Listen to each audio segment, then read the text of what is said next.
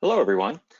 Welcome back again for session number 4 of our 6-part series. As always, we have a lot of information to get to. Before I turn it over to Mike Alec, I wanted to go over a couple of house rules here. First one is audio. We definitely want you to be able to hear us crystal clear. So GoWebinar offers 2 options over on the panel. You can choose either computer or dial in via phone. The second one, this is an open panel discussion, and we're lucky enough to have Dr. Linaman here for an hour live. So we definitely want your live input. Please use the questions panel, and we're going to save some time at the end to take your questions live. Finally, most importantly, the question we get asked often is, are we going to send out a recording? And absolutely yes. Every time we do try to get a recording out, most of the time same day. So you can view that with your team on your own schedule. And with that being said, I will turn it over to Mike Alec, President of Management One.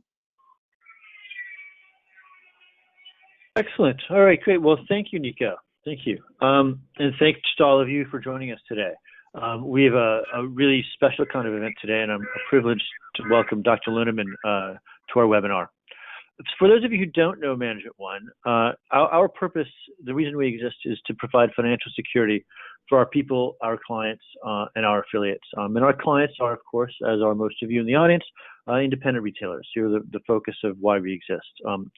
And what we do to help people achieve financial security is really merchandise intelligence, education, it's planning, it's merchandise planning, it's inventory management. And we do that through a combination of proprietary software and a preeminent network of consultants all over the country and the world. We try to do everything that we do with the values you see on the right of the screen: generosity, courage, curiosity, adaptability, commitment, collaboration. That's our commitment to you. We've also recently made a specific and new commitment to increase diversity in our company and to contribute in whatever small way we can to racial and social justice in the United States. You know, the topic of today's webinar is, and maybe we can just go to the next screen, may seem in some ways distant from retail and business, right? It's about maintaining focus. And we have a psychologist joining us. So what's the connection to retail? Well, the connection to retail for me is, and the connection back to Management One really is, what we do at Management One is we help you make decisions. So it's our job, it's our goal to help you make better decisions to run your business. But a lot of research consistently has shown over the years that decision-making, focus, resiliency, and following through on decisions is essentially impossible without a strong, stable emotional base and ability to relax and be in the moment. And so really that's the foundation. Mental health and wellness is a foundation for solid decision-making, and that's what we're going to go into today. So maybe I'll hand it over to Mark Weiss, CEO and founder of Management One, for a few words and to introduce Dr. Linaman. Oh, thank you, Mike. Thank you, Nico. Appreciate it, and appreciate you all being here today. I've had an opportunity to know Dr. Linaman for over the last almost 6 years now, and got involved with him when I was buying out my business partner, and after 25 years, and he felt very alone in the world and stressed and a lot of responsibility. And he is a coach, a mentor, a business psychologist who has given me the skills to run a business and have confidence in myself and understand the the emotional aspect and how to continue to make good decisions. And then the crisis hit. This crisis hit, this pandemic hit, and like all of you, I run a business. I had to learn a lot of the same things you do: how to get money from the government, how to re-engineer our planning to accommodate the needs of our clients. And a lot of you have had even more issues to deal with. You've had to learn to negotiate with vendors, landlords, other creditors, come up with new compensation models, deal with aging inventory, disruption supply, safety equipment in the store. Some of you had to go through riots and lockdowns and vandalism and fires, and it's been quite a 6-month roller coaster. and a certain amount and a great deal of uncertainty. So how do we deal with all of this? Well, there are tools that we provide on the data side, but what about on the, and we've given webinars on that. We've delivered webinars on marketing. Nico's done an outstanding job. We have another one next week. But there's the emotional side, and you all have to make decisions every day in the light of all the pressure and stress you've been under. And I'm happy we're fortunate to have a relationship with a skilled veteran who's been spending the last 6 months of his career working specifically on this. Actually, it's been kind of hard to book. So I appreciate you being here, Dr. Linaman, and I hope that some people can our audience can take away I know our audience will take away some valuable skills. Of course, we had a preview to it, so I know that's true in advance, but looking forward to hearing what you have to say today. Thank you. Well, thank you, Mark and Mike and Nico and everybody from Management One for allowing me the opportunity to be with you today on this webinar. I greatly appreciate it. As we jump into this subject, which is extremely important, I think Mike's comments about the relevance to businesses today as it relates to managing stress, whatever the source may be, is huge. I'm hoping that you have already heard some of the information I will be sharing with you today. As motivational speaker Zig Ziglar used to say, repetition is the mother of learning and the father of action, which makes it the architect of accomplishment. Our brains need to be exposed to information at least 7 to 10 times before we are actually likely to act on it. So for that reason, I'm hoping that some of this information is reviewed for you today. So let's just jump in and get started. First of all, Franklin Delano Roosevelt once said, a smooth sea never made a skillful sailor. Really important truth to keep in mind when we go through difficult times. The coronavirus disease 2019, or what we often refer to now as COVID-19, has truly disrupted virtually every aspect of our daily living. Mark just delineated a number of challenges that you as business owners and leaders are having, but it's causing forced isolation, mask wearing, social distancing, financial hardship, fears of contracting a potentially lethal illness, and feelings of helplessness and hopelessness. The lack of reliable and consistent information and general uncertainty related to the virus, as well as its treatment and course, has really fostered fear and insecurity in the lives of millions of people around the world and, of course, in the United States. Nearly every day, I talk with counseling and coaching clients who are facing serious concerns and challenges impacting their personal and professional lives. In fact, I have had 3 clients in just the last week, all in their early to late 40s, tell me that they are convinced that they have early onset dementia because they go into a room and can't remember why, or they struggle to name common objects, or they forget the point they are trying to make during a conversation. Fortunately, their problems are much more likely related to increased stress than early onset dementia. The negative effects of stress associated with this pandemic specifically on the body, mood, and behavior are undeniable and very destructive. You'll see in the table before you just some of the effects of stress on our body, on our emotions or mood, and on our behavior. I won't go through each one of those, but I want you to look closely at this table and ask yourself, can I relate? Might some of the symptoms or experiences I'm having be related to chronic cumulative stress that I'm going through? One of the universal problems associated with the COVID-19 pandemic is the inability to stay focused on just about anything, whether it's work, pleasurable activities, or just having a conversation with a spouse or friend. It can constantly feel like a battle to pay attention, concentrate, and stay focused. Since February of this year, there have been a 60% increase in people searching the phrase, how to increase focus. 110% increase in the search phrase, how to focus better, and a whopping 300% increase in people searching how to get your brain to focus.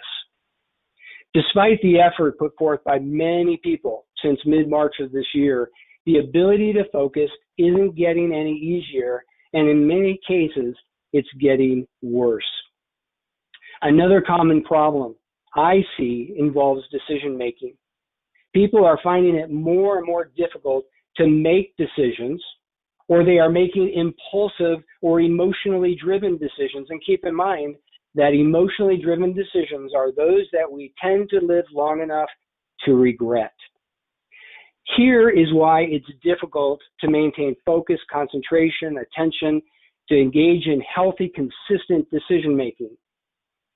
The higher functions of the brain, such as critical thinking, impulse control, and the ability to focus, occur in the prefrontal cortex, which is located just behind your forehead. Both acute and chronic stress weakens the functioning of the prefrontal cortex and strengthens what's called the limbic system, which governs in part our emotions and the fight or flight response. When faced with stress or intense emotion, we are actually locked out of our prefrontal cortex. This is so all the body's resources can be directed by the limbic system, which is needed to respond quickly so we can be protected from potential threats. To protect ourselves during a real or perceived threat, we may need to rely on our ability to fight, flee, or freeze. Think about this for just a moment, how the limbic system serves you well when a car cuts you off on the highway. Dangerous situation where being rapid and reactive can literally save your life.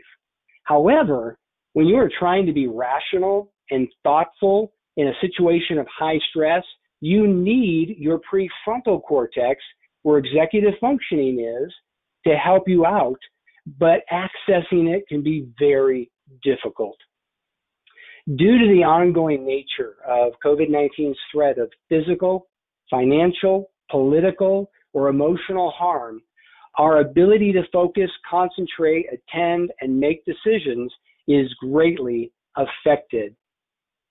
The three factors I believe making COVID-19 stressful enough to literally cut us off of our prefrontal cortex include its invisibility, can't see it, the lack of control, and there's so many things now about the virus, the pandemic that we cannot control, and third, being forced out of our regular routines. Humans are creatures of habit. If we cannot rely on those habits, it creates even more distress. These threats not only lead to a lack of focus, but also a lack of motivation. We just don't feel like doing what we used to do. We may feel discouraged. And then when that motivation wanes, we often engage in self-blame, which intensifies maybe guilt and other negative or difficult emotions, all of which continues to weaken our connections to our prefrontal cortex. In the next few minutes, I want to look at 5 important strategies for improving focus, decision-making, and resiliency in the face of COVID-19. These are the same strategies I have been sharing with my patients and clients nearly every day for the last 6 months. People are worried. They're panicked in many instances or cases. They're not quite sure what the best decisions are for their businesses or for their lives in general. So let's look at number 1. Practice daily relaxation. Learning to self-soothe helps to keep the limbic system healthy and, quite frankly, toned down. The first step in regaining your focus is to learn how to quiet your limbic system by utilizing 3 fundamental strategies for managing your physiology. If your body and mind are aroused, you will definitely struggle to gain access to your prefrontal cortex. Here are 3 techniques I often recommend. There are more, but here are 3 popular techniques that work very well. First of all, deep breathing exercises. I oftentimes recommend a variety, but one of my favorite and most simple is the 4-7-8 method. This is simply where we take in a deep breath through our nose for 4 seconds. We hold it for 7, and then we slowly release that breath through our mouth for 8 seconds. Deep breathing helps to regulate our breathing pattern, and it helps to quiet the limbic system. B, progressive muscle relaxation. I love taking people through this exercise actually in my office. Simply stated, progressive muscle relaxation involves intentionally or deliberately tensing every major muscle group in your body from the bottom of your feet to the top of your head. Now, you don't do it all at once. You may start with the feet. You may start with the calves, work your way up through the thighs, etc. But you take each major muscle group and you tense those muscles as tightly as you can for at least 7 seconds. After that 7 seconds, and I'm talking Mississippi 1, Mississippi 2, those real seconds. After those 7 seconds, then you begin to very slowly release the tension in each muscle group, and you'll feel a tingly feeling or sensation. You'll feel warmth. And what's happening is you are allowing your muscles to go back to a resting state. More often than not, as we go through our day, we hold stress throughout our body, especially in our neck and in our shoulders, and we never purposely tense those muscles in order to let them get back to a resting state. But that's the only way they will go back to a resting state. And short of tensing them as much as you can, they will stay in that tense state throughout the entire day, sometimes even when we sleep. So progressive muscle relaxation is an excellent way to quiet the limbic system. C, visualization. We need to use our imagination. We can take ourselves anywhere we want to go in the world at any time. And it's important to identify a place that's tranquil, calming, peaceful, perhaps on the beach or in a mountain cabin with a roaring fire going. Whatever it is for you, visualize that and put yourself there. And then part of the exercise involves incorporating as many of your senses as you can. If you're on the beach, imagine what the sea air smells like, or the wind on your face, or the seagulls flying over you, hopefully far enough away to not distract you. But visualization is a very important, again, way to soothe the body and to quiet the limbic system. Knowing how to relax your mind and body is absolutely critical, again, to regulating your emotions. And good emotional regulation is clearly linked to personal and professional success. In fact, when we talk about business success, we don't only talk about IQ or intelligence, we talk about EQ, emotional intelligence. And being able to identify and regulate your emotions is a vitally important part of EQ. I have found the website helpguide.com to be a great resource. I've included a link here to the relaxation exercises, and I would encourage you to take advantage of that and to check out the link that is in the slide. Now, after successfully relaxing your mind and body, the next strategy, improving your focus, decision-making, and stress resiliency, involves learning how to monitor and modify your thoughts. Your thoughts strongly influence your emotions. So if you're feeling lonely, anxious, sad, fearful, or angry, you are consciously or non-consciously entertaining what are called ANTs, automatic negative thoughts. Just as sunscreen lotion with high SPF, what we call sun protection factor, guards your skin from the sun's damaging UV rays, so too will high SPF, what I refer to as strategic positive focus, will guard your emotions from the damage of negative and fear-based thoughts. By positive, I'm referring to just that, positive, optimistic, but I also want to stress the importance of thinking rationally, realistically, factually, and in a balanced fashion. Now, let me share a few negative thoughts that I have heard frequently from my business clients and others over the last 6 months. Here are some examples. This COVID thing is going to ruin me and my business. COVID will never go away. No one knows how to lead us out of this pandemic. COVID is all a manipulative political ploy to gain power. I will die if I'm infected by the virus. I'll never be able to hire back the help I need when this pandemic is over.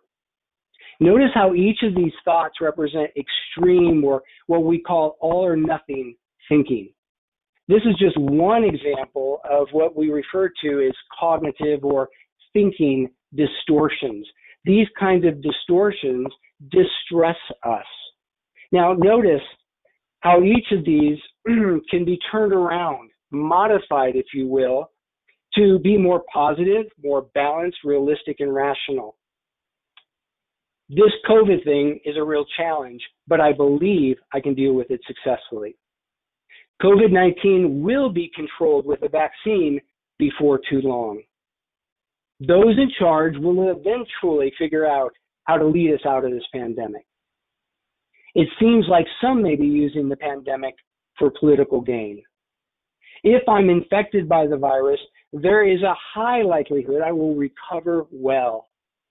There will be many qualified people looking for work before too long. In his book, Man's Search for Meaning, Viktor Frankl reminds us that there are many things we cannot control in life. We're usually reminded of that every day in our own existence as it relates to our circumstances. But one thing we can control are our thoughts. He said this: everything can be taken away from a man but one thing, the last of the human freedoms, to choose one's attitude in any given set of circumstances, to choose one's own way. Viktor Frankl was a neurologist, a psychiatrist, and he's the developer of what's referred to as logotherapy. He attributed his ability to survive the horror of multiple Nazi concentration camps to this freedom. And it is what led to his discovery of greater personal meaning and purpose. You know, our brains do not know the difference between fact and fiction. So whatever we allow our minds to focus on, our brains will react to, whether good or bad. Remember the words of Henry Ford: whether you think you can or you think you can't, you're right. So how do we monitor and modify our thoughts? Well, there's a variety of ways to do that. A lot of helpful exercises. Let me just share several ways you can begin being more deliberate and intentional about monitoring and modifying your thoughts. A, focus on the present. Easier said than done, isn't it? You can't change the past or control the future. When you develop the skill of what we refer to, and you often hear a lot these days, of mindfulness, which is being aware of and focused on the present, you are in a much better position to learn from the past and plan for the future. Staying focused on the present and not being distracted about what's going on in the past or what we think could happen in the future because of our fortune-telling tendencies is just a really good thing to learn. B, develop the habit of gratitude. I'm sure that many of you, especially during good times, are really good at thinking about what you're grateful for. I encourage people every day to intentionally begin to list the things that they are grateful for. Everything from a flower and its magnificence to your ability to breathe, your ability to work, your ability to just function in a variety of ways, your family, and the list goes on and on. There's a resource that I often recommend to people called the 5-Minute Journal. It asks us to answer every day 5 powerful questions, 3 in the morning and 2 at night. I highly recommend that you go online and look up these 5 questions and start journaling your answers to them daily and focus on your answers. Part of which is to identify and really think about those things you're grateful for. The brain can't focus simultaneously on two different thoughts. If you are focused on what you are grateful for, it will keep the ants, automatic negative thoughts, away.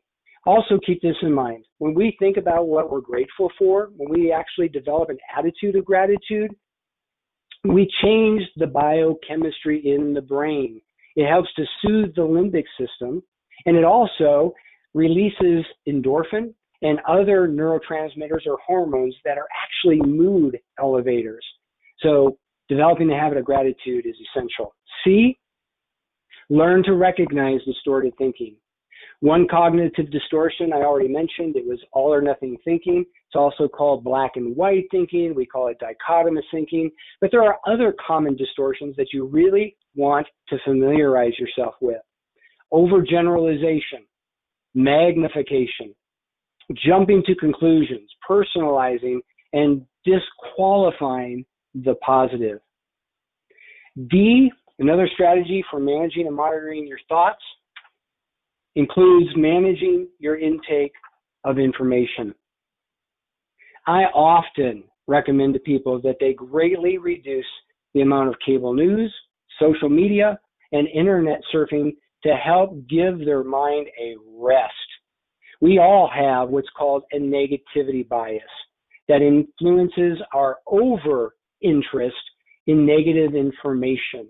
In fact, that's why the nightly news broadcasts typically start off with the most horrendous negative story they can find, because they know it sucks you in probably for the whole half hour.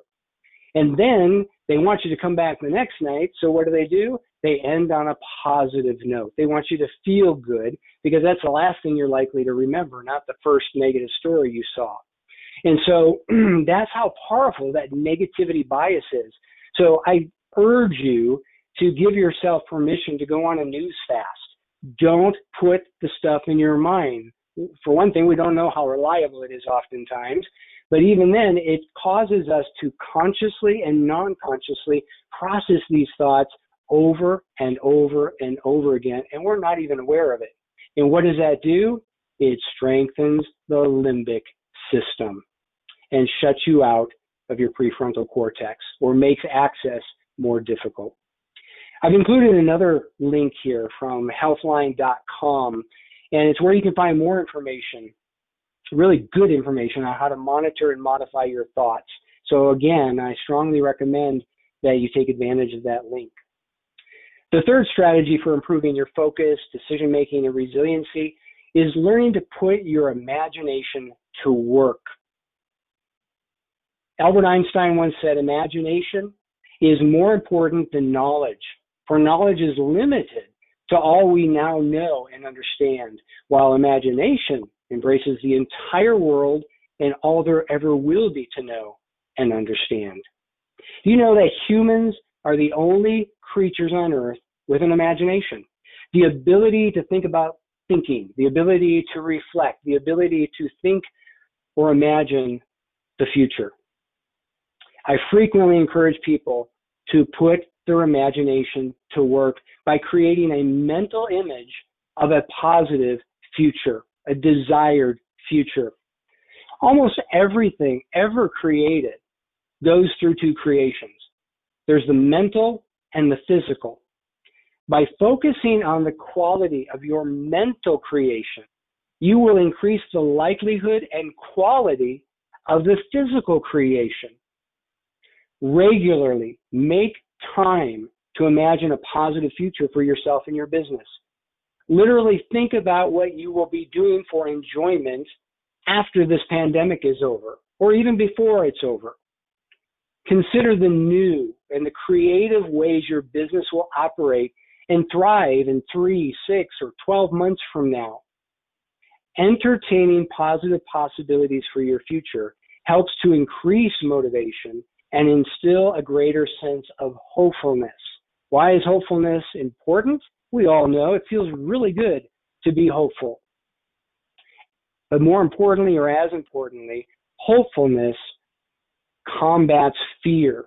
and stress, and it helps to strengthen our ability to access the prefrontal cortex. Number 4, develop an effective daily routine. Time may not always permit the inclusion of each of these activities, but do your best to incorporate as many as you can on a daily or weekly basis. In fact, I encourage you to think of this as really the key ingredients, or these things as the key ingredients to a healthy recipe that leads to a successful personal and professional life. I mentioned already, we want to begin with gratitude. Before your feet even hit the floor in the morning, think to yourself, what are 2 or 3 things I'm really grateful for, and focus on them for a few moments. Get that brain chemistry triggered in positive ways. Stay physically active. Get out, get up, and get going. Sometimes we refer to this as exercise, but I rather say stay physically active. C, practice good nutrition. You all know that if you put healthy ingredients or healthy substances into your body, it energizes you. It makes you more alert. It strengthens you. It gives you greater endurance and stamina. So nutrition is absolutely critical. Let me tell you this, in my experience, too many people wait until they get a bad diagnosis from their doctor before they look at these essential ingredients to a successful and healthy life. Don't be one of those people that say, oh yeah, I now drink carrot juice because I got a diagnosis I didn't like. Do it now if you're not already doing it. D, we talked about the importance of relaxing your mind and body. E, connect with people you love. When you talk to or see someone that you care about, that's important to you, that you love, that too literally changes your brain chemistry for the better. F, maintain reasonable work hours. I'm convinced that we are designed to wear out over time, not burn out. I work with executives every week who are on the path to burnout. So maintain reasonable work hours. And let me say this, if you have a spouse or significant other, I strongly encourage you to engage them in defining reasonable, because I think their definition might be a little different than yours. G, participate in leisure activities. We've got to do those things that let us just shut down and enjoy. H, do something creative. Engaging in creative activities such as playing a musical instrument. Personally, I enjoy the piano, and it's one of the most soothing, relaxing activities I can engage in. But painting may be your thing, or writing, woodworking, reading. These are all great ways to manage or reduce stress, improve focus, decision-making, and ultimately resiliency. And then I prioritize restorative sleep. Sleep is absolutely critical to your ability to be successful in life in every domain. I often encourage people to think of their day as starting off at the time they go to bed. That's the first activity of the day. I don't know about you, but man, that sounds good to me. I love to have the first thing, sawing Z's for 8, 9, 10 hours. But I encourage you to think about, okay, if I go to bed at 9, will I be able to get the amount of sleep I need to before I get up? That's the best way to start your day every day, is by getting restorative sleep. So let's look at number 5. Focus on the needs of others. Dr. Carl Menninger, the famous psychiatrist, was once asked following a lecture on mental health, what would you advise a person to do if that person felt a nervous breakdown coming on? Now, this was many years ago, and not often do we use the phrase nervous breakdown anymore, but nevertheless, this is what he said in response. Leave your house, find someone in need, and do something to help that person. Now, please know that if a person is anxious or depressed, it doesn't mean they got that way by being too self-absorbed. As a psychologist, I know how debilitating mental illness is. Dr. Menninger was simply recommending an effective strategy for coping with emotional challenges that has since been consistently validated by research. According to a 2002 study in pain management nursing, nurses suffering from chronic pain experienced declines in their pain intensity and decreased levels of disability and depression when they began to serve as peer volunteers for others also suffering from chronic pain. According to Sonia Lyubomirsky, a psychology professor at the University of California and the author of the book, The How of Happiness, one, if you haven't read, I highly recommend. She concluded that people who have a tendency toward depression can often help themselves by helping others. You know, personally, I think a great example of the power of helping others is portrayed in the movie Patch Adams. I don't know if you've all seen that before, but anyhow, the character Patch Adams struggled with depression himself. It's actually a true life story based on Dr. Hunter Daugherty Adams, a physician, and they call him Patch. But in the movie starring Robin Williams, there's this brief dialogue between Patch Adams, again, the physician who's struggling with his own mental illness as far as depression goes, and the woman he is in love with, Karen, that underscores the power of focusing on the needs of others. This dialogue goes like this. Here's Patch, Robin Williams. The mental ward was the best thing that ever happened to me. Karen, what did the doctors do to help you? Patch, the doctors didn't help me. The patients helped me. They helped me realize that by helping them, I could forget about my own problems, and I did. Redirecting your focus toward the needs of others is a proven remedy for difficult emotions brought on by high stress. So let's look at a summary of what we just talked about. To improve your focus, decision-making, and resiliency, to gain greater access to the prefrontal cortex of your brain where executive functioning, decision-making, concentration, all of that takes place, and to quiet down the limbic system, practice daily relaxation. We need to monitor and modify our thoughts. We need to learn to put our imagination to work. Don't let it go to waste. We need to develop an effective daily routine. And lastly, we need to direct our attention or focus our attention on the needs of others. These strategies can help a great deal with improving our focus, decision-making, and resiliency. But again, I know very, very well that sometimes it can also be very beneficial to seek help from a medical doctor, a member of the clergy, perhaps a counselor, if your distress seems too much to bear.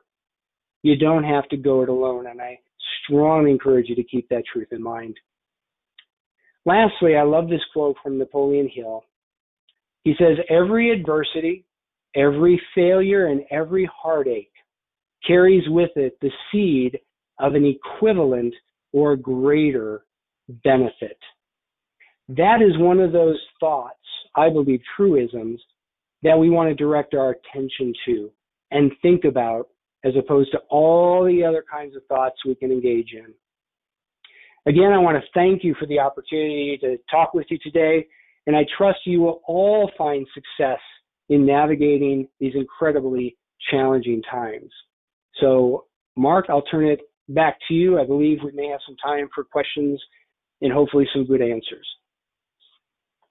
Thank you, Dr. Linaman. Great advice, great words of wisdom, and I appreciate your time today. Nico, you're the moderator, and I know you're monitoring the questions that come in. Yeah, looking at a couple here, I was going to see if I could unmute Craig Beecroft, your mic. You had a couple of questions for us. Craig, are you there? Hello? There we go. Okay. You had a question about, two questions actually. I'll let you answer them in your order.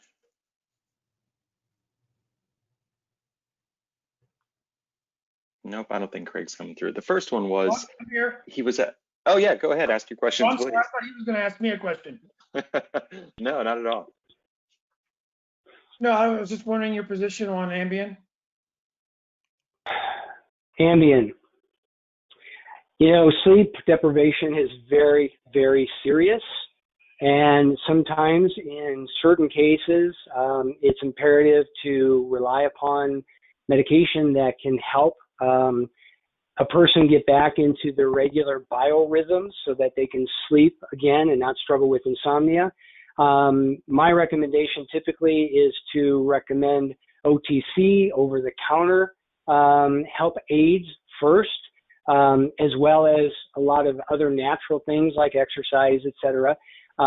However, if a person in consultation with their doctor is told that, you've tried everything, let's see if we can try you on Ambien or other sleep aids for a short period of time to see if we can reboot your biorhythms, then I would encourage it, as long as it's under the careful supervision of a doctor. There's a lot of horror stories out there.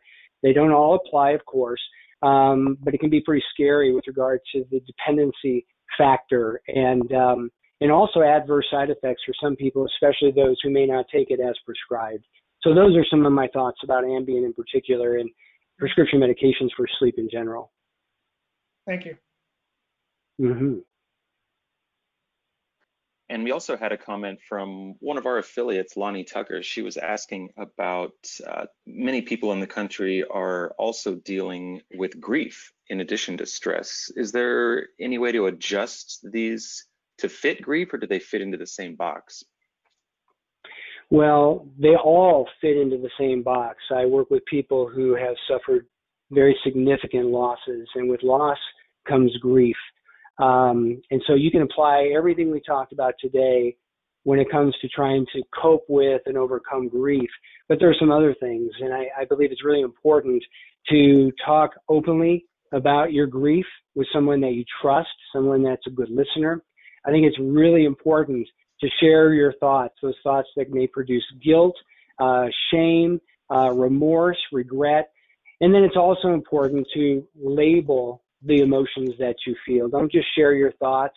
Share the depth of your hurt, your sadness, your anger.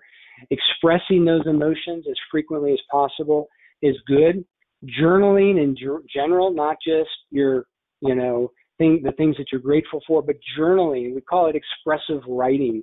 If you can write out what's going through your mind, what you're thinking, whatever it may be, without editing it, that can be very, very helpful. Many times, talking to people who've been there and done that, who've gone through their own grief, they can empathize much better than people who maybe don't know the depth of your pain. So those are some things I would add to that. And let me also say this, I tend to be rather conservative when it comes to medication use, antidepressants, benzodiazepine for anxiety, sleep aids like I just mentioned, but there are times when they can be tremendously helpful, especially if someone's experiencing grief and it turns into what we call complicated grief. It just can't seem to get back to normal after 6 months, 12 months, even a couple of years. So I highly recommend consulting with a physician to see if there might be some, pharmacological treatment interventions that can be helpful as well. Excellent. Cindy McLean was asking, is there a quick read book or any information that I could pass on to each of my staff members? I did go ahead and put the links that you had, Dr. Linaman, in the chat function of this panel, and we are going to have those in the slides as well. But is there any other information that people can share with their staff members that would be helpful? Yes, I love the book Mindsets, and for some reason I can't think of the author right now, but Mindsets is a great book for team members to read. It talks about a fixed mindset versus a growth mindset. I also mentioned Sonia's book, The How of Happiness. It talks about what is comprised or what makes up happiness, why people experience it. And by the way, circumstances only attributes to 10% of a person's happiness. But those are the two books that come to my mind right off. You know, I can't think of anything else at this point in time that isn't overly clinical. But those are a couple of books that I would certainly recommend. Excellent. I wanted to unmute the mic of one of our attendees. Bedford Jackson had a couple of comments that I thought were relevant, including a quote. Bedford, are you there? I'm here. Can you hear me? Perfectly. Awesome. Awesome. Well, thank you for the acknowledgement there. I 100% agree with what Dr. Linaman has placed on display for us here today. So I do a little bit of study on this type of information. And so you saw one of the comments was from Hanel that talks about success is service, and that is from the Master Key System, and that's from Charles Hanel. And if someone wanted information on this further, you can Google the PDF and download it. It's a pretty lengthy document, but there's some great information in there. And also what Dr. Linaman was mentioning about sleep, I strongly endorse that, because that's where you advance the theta. And for us in retail, we're innovators and creators. So if we're lacking that sleep, then our theta is not nourished the way it's supposed to, which kind of hinders, you know, our intent. Excellent. Thank you so much for sharing that. Yes, sir. Thank you. Somebody was actually kind enough, Jeff Rudet was kind enough to look up the mindset book that you were talking about, Dr. Linaman. I'm putting that in chat. Mindset, Great. The New Psychology of Success by Carol S. Dweck. I believe There that's you go. what we're looking for there. That's it. And we have a question here. Lots of comments, actually. A lot of people are saying no questions. They just love the content here. But Mike, I know you had a couple of questions that we were talking about yesterday. Yeah. So one of the questions I had was, you know, how do I talk to somebody in my life or in my work who's showing signs of stress, who's showing signs of bad emotion-driven decision-making, but doesn't seem to realize it and doesn't seem to want to do it, or isn't taking action to try to deal with it. And I'm a little worried about, you know, how to actually bring the topic up with them. Do you have any advice about how to address the subject with others?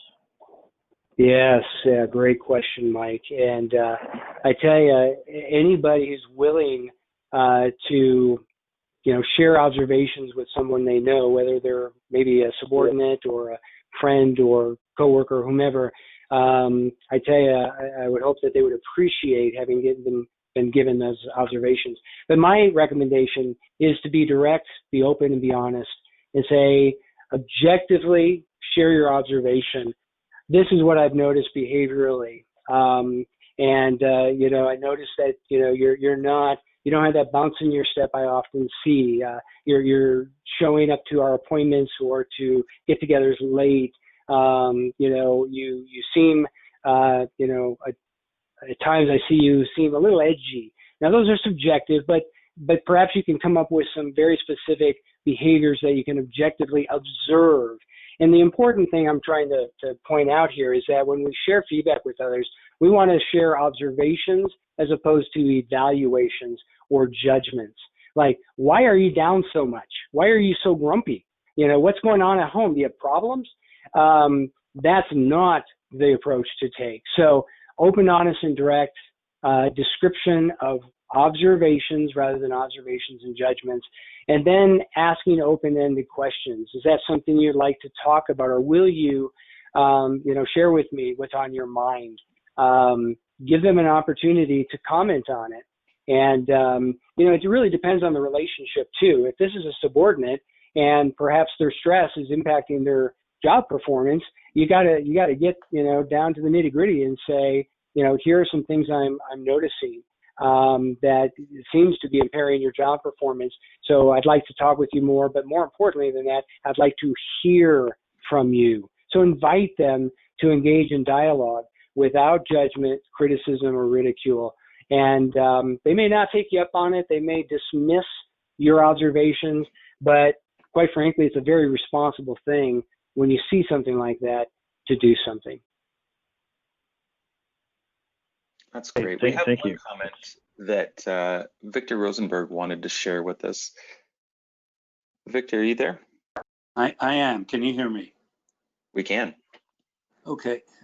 Doctor, I first of all, I practice a number of the things that you mentioned to relieve stress in the stress-induced world we live in.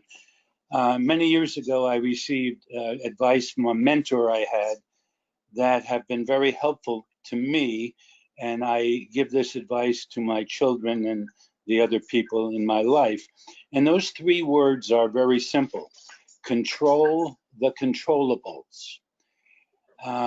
When you are conscious of stress, think about what is giving you that stress, be it the news of the day or whatever it is. And if you have no control over that thing or those things, let it wash over you. Let it go. Only the things that I have control over are the things that I focus on. And I have found that to be extremely helpful in my own life. Wow, that is a very powerful truth. And I would add to that, and again, thank you so much for sharing that. To try and address things you cannot control is like trying to roll, a 2,000-pound boulder uphill, or a 100-pound boulder uphill. Neither, would be easy to do. So great advice. Thank you so much for sharing that. Control what you can control, or control the controllable. That's great. You mentioned staying focused on the present. Are there any specific techniques or resources that you would recommend? How can people stay focused when there's so many things in the past that are creeping back in? Oh, yes. Well, like anything, it's a skill that we develop. Mindfulness, being aware of the present, is really difficult. And the reason it's difficult is because our habits, the neural pathways in the brain govern habits, and they don't atrophy very easily. They don't weaken very easily. So it requires deliberate daily practice. In the link that I shared, I believe it was from helpguide.com, I believe, there's a lot more exercises than I referenced with regard to learning how to engage in, for example, mindful meditation. That's a really good exercise. And that's where you just begin by practicing sitting still in a comfortable position. You find a focal point in the room if you can, a light switch, something that's standing still or is still, not going to move. And you just focus on that. And as thoughts come into your mind, like what you have to, prepare for the next meeting or whatever the case may be, you imagine them coming in a window on one side and exiting the window on the other side. And again, it's really difficult because we train our minds to multitask and to think about as many things as we can. And therefore, we have to break those habits. But again, at that link, there are a number of exercises specific to how to get good at mindful meditation or staying focused on the present. Well, one of the practices that one of the things that I try to employ every day is to take some clarity breaks and just walk away from everything for 5 to 10 minutes and just focus, on one issue, one challenge, one idea. And I found that has helped put me back in balance with the rest of the day. Great exercise.